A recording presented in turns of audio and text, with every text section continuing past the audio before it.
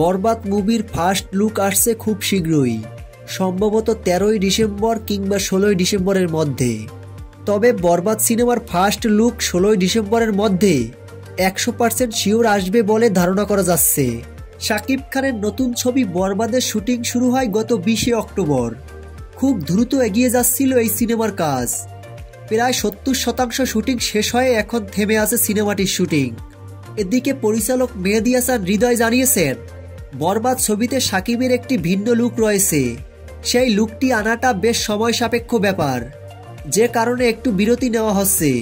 শাকিব খানের একটি গুরুত্বপূর্ণ লুক আছে সিনেমাটিতে। এই লুকটি আনতে তার শারীরিক পরিবর্তন আনতে হচ্ছে, কিন্তু ন্যাচারালি লুকটি চাই বলে প্রস্থেটিকে যেতে চাই না।